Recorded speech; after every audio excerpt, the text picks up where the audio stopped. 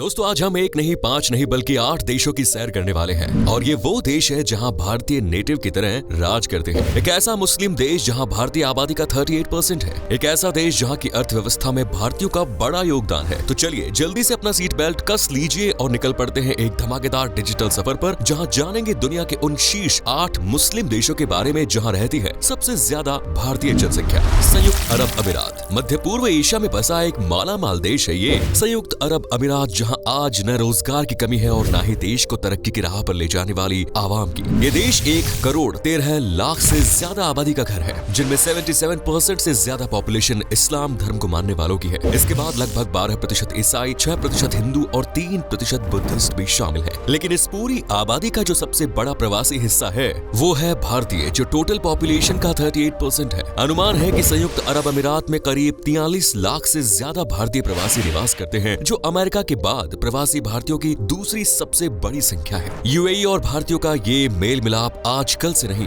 बल्कि सदियों पुराना है और अब तो ये रिश्ता और ज्यादा मजबूत होता जा रहा है, जिसकी एक नई कई वजह है। पहला है रोजगार के अवसर। यूएई आज oils and gas exports, tourism, real estate, aviation and financial services से अच्छी खासी इनकम जनरेट करता है और साथ ही भारतीयों को भी मोटी इनकम कमाने का मौका देता है। यूएई की करेंसी वैल्यू भी इंडियन करेंसी से कहीं गुना ज्यादा है, इसीलिए भारतीय यूएई में काम करके अच्छे खासे पैसे कमाते हैं। इसके अलावा यूएई एक टूरिस्ट प्लेस भी बन गया है, जिस वजह से भारतीयों का अट्रैक्शन यूएई के लिए और ज्यादा बढ़ता जा रहा है और पहले से बसे भारतीय समुदाय की वजह से भारतीयों को विदेशों में भी अपनापन फील होता है। और सबसे बड़ी बात, यहाँ भारतीयों पर किसी तरह की कोई पाबंदी नहीं है। Next is Saudi Arab. Next country is Saudi Arab, जिसकी पहचान तेल भंडार, ऊंची ऊंची गगनचुंबी इमारतों और इस्लामिकता के लिए होती है। ये देश आज भारतीय प्रवासियों के लिए भी सुर्खियों में बना रहता है। देश में टोटल आबादी है 3 करोड़ 45 लाख से ज्यादा, जिनमें लगभग 24 लाख 63,509 तो इंडियन ही है और 2025 के लास्ट तक ये नंबर्स 30 लाख तक पहुंचने की उम्मीद है। सऊदी अरब और भारतीयों का रिश्ता काफी साल पुराना है। पहले यहाँ कुछ चंद भारतीय रहते थे, लेकिन धीरे धीरे इनका एक ग्रुप बन गया और आज भारतीय सऊदी अरब की इकोनॉमी बढ़ाने का एक बड़ा जरिया है। तेल की बादशाहत वाले इस मुल्क में अब भारतीय हाथों से गगनचुंबियां खड़ी हो रही हैं, हाईटेक कंपनियां फल फूल रही हैं और हर सेक्टर में इंडियंस काम कर रहे हैं। Construction, infrastructure, telecom, IT, health care और ग्रीन एनर्जी जैसे कई सेक्टर्स में स्किल्ड इंडियन लेबर लगी है। 2019 में जहां सिर्फ 400 इंडियन कंपनीज थी, वहीं अब यह आंकड़ा 3000 के पार पहुंच गया है। भारत से जाने वाली कंपनियां अब सिर्फ मजदूरी के लिए नहीं बल्कि टेक्नोलॉजी और इनोवेशन के लिए पहचानी जा रही है। Next is Kuwait. तीसरा देश है कुवैत, जो मिडिल ईस्ट में बसा एक संप्रभु अरब अमीरात है, जो अपना बॉर्डर दक्षिण में सऊदी अरब और उत्तर और पश्चिम में इराक से शेयर करता है। ढेरों सारे संग्रहालय, कुवैत टावर, मॉडर्न आर्किटेक्चर और रिच कल्चरल हेरिटेज के लिए फेमस कुवैत घूमने के साथ साथ रहने और रोजगार ढूंढने के लिए बेस्ट ठिकाना माना जाता है, जहां आज 50 लाख 26 हजार से ज्यादा आवाम बसी हुई है और इनमें लगभग 10 लाख 7 हजार आबादी भारत से बिलोंग करती है। कुवैत रोजगार, अच्छी आय और वेल सेटल्ड लाइफ के लिए भारतीयों की पहली पसंद बनता जा रहा है। यहाँ भारतीय डॉक्टर से लेकर भारतीय नाई तक, यानी तेल का काम हो या टूरिस्ट लाइन का, हर सेक्टर में भारतीयों की हिस्सेदारी है। अगर आप कुवैत की वर्कफोर्स पर नजर घुमाएंगे तो भारतीयों का नंबर सबसे ऊपर चमकता दिखाई देगा। यहाँ के इंफ्रास्ट्रक्चर इंडस्ट्री में भी इंडियन लेबर काम करती है। कुवैत में इनकम पर कोई टैक्स पे नहीं करना पड़ता, बल्कि सरकार खुद भारतीयों को सब्सिडी देकर फाइनेंशियली हेल्प करती है। यहाँ अनस्किल्ड लेबर लाइक मजदूर, कार वॉशर, हेल्पर, क्लीनर को मंथली लगभग 27,500 रुपए मिलते हैं, जबकि सेमी स्किल्ड लेबर जैसे कि night delivery boy, security guard को 46,350 रुपए और स्किल्ड लेबर जैसे कि टेक्निकल और मैकेनिकल कामगारों को 60,000 रुपए तक मिलते हैं। Next is Qatar.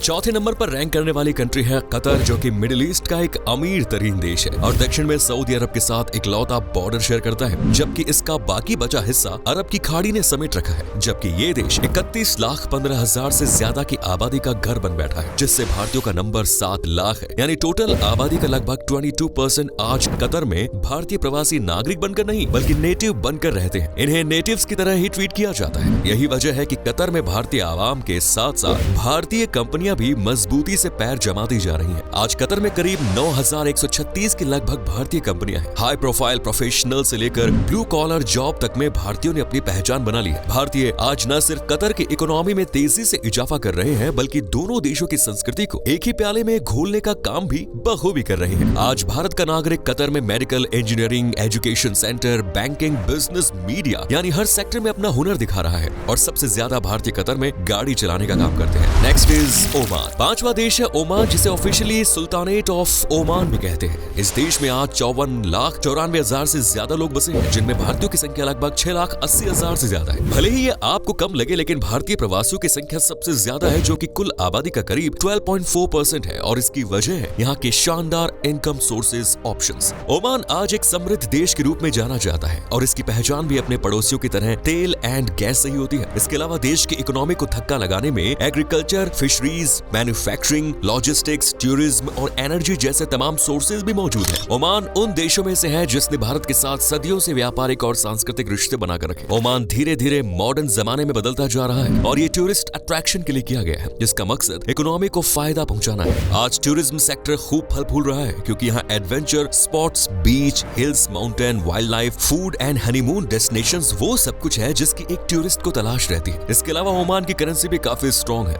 ओमान में ओमानी रियाल चलता नहीं बल्कि दौड़ता है। एक ओमानी रियाल 221.23 इंडियन रुपीस के बराबर है, जो कि भारतीय प्रवासियों के लिए सोने पे सुहागा है, यानी भरपूर रोजगार और दिगनी तुगनी इनकम भी।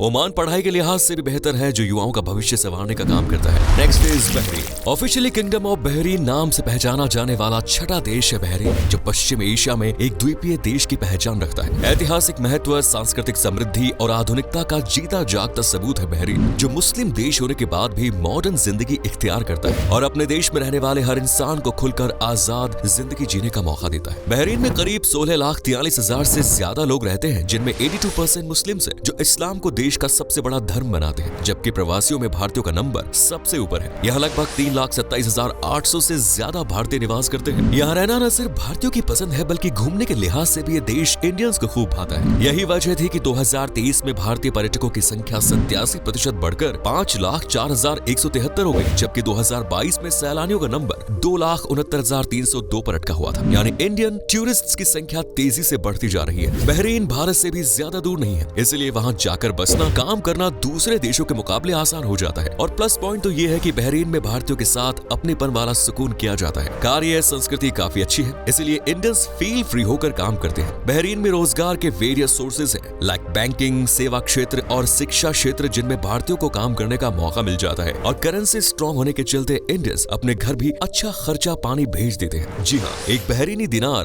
225.92 इंडियन रुपीस के बराबर है। Next is Malaysia. 7वें नंबर पर जो देश खड़ा है उसका नाम है मलेशिया, जो दक्षिण पूर्व एशिया में बसा है। ये देश diverse culture, vibrant cities and stunning natural beauty के लिए पूरी दुनिया में फेमस है। लेकिन जिस देश के लोग सबसे ज्यादा इस पर फिदा है वो है इंडियंस, जो न सिर्फ मलेशिया की पॉपुलेशन में इजाफा करते हैं बल्कि इकोनॉमी को भी लगातार ऊपर उठाने की कोशिश में जुटे हैं। मलेशिया आज 3,59,00,000 से ज्यादा आबादी को छत देता है और इनमें भारतीय प्रवासियों का प्रतिशत करीब 7 से 9% है, यानी 32 लाख से भी ज्यादा। मलेशिया एक विविध संस्कृति वाला देश है, जिसमें भारतीय संस्कृति का प्रभाव खूब दिखाई देता है। मलेशिया एजुकेशन के लिए भी बेस्ट जगह है, जहाँ कई शानदार कॉलेजेस और यूनिवर्सिटीज है, जहाँ हर साल बच्चे शिक्षा का प्रसाद लेकर निकलते हैं। मलेशिया की नागरिकता पाना भी ज्यादा मुश्किल नहीं। मलेशिया ने भारतीय नागरिकों को 30 दिनों तक वीजा फ्री टूर करने की सुविधा भी दी। ये नियम 1 दिसंबर 2023 से लागू हुआ, जिसके तहत भारतीय नागरिक मलेशिया में बिना वीजा 30 दिनों तक रह सकते हैं, लेकिन उनके पास वापसी की टिकट होनी चाहिए। मलेशिया में कमाने के भी एक नहीं कई ऑप्शंस है, जैसे कि मैन्युफैक्चरिंग, सर्विसेज और नेचुरल रिसोर्सेज। यही चीजें मलेशिया के इकोनॉमी को बूस्ट करने का काम करती है और लोग मोटी इनकम के चलते अच्छे से अच्छी जिंदगी जीते हैं। इसलिए भारतीय भी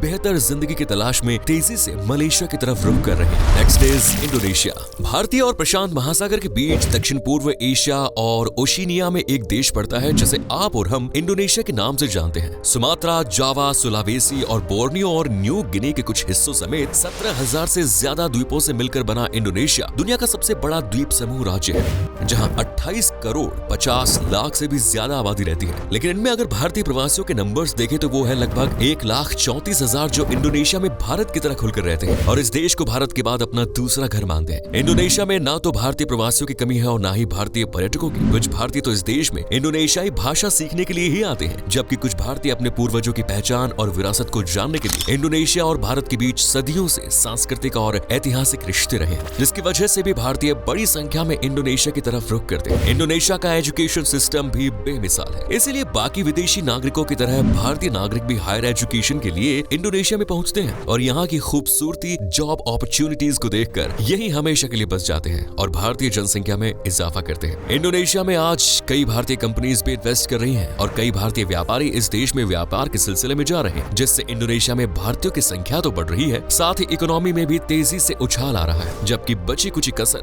पूरी कर रहे हैं यहाँ के खूबसूरत पर्यटन स्थल भारतीयों के साथ साथ दूसरे देशों के नागरिकों को भी अपनी तरफ अट्रैक्ट करते हैं। वैसे आप किस देश में सैर करना चाहते हैं और किस देश से हमारी वीडियो देख रहे हैं? वीडियो अच्छी लगी तो ढेर सारा प्यार दें, ज्यादा से ज्यादा शेयर करें और चैनल को सब्सक्राइब जरूर करें। मिलते हैं अगले वीडियो में। धन्यवाद।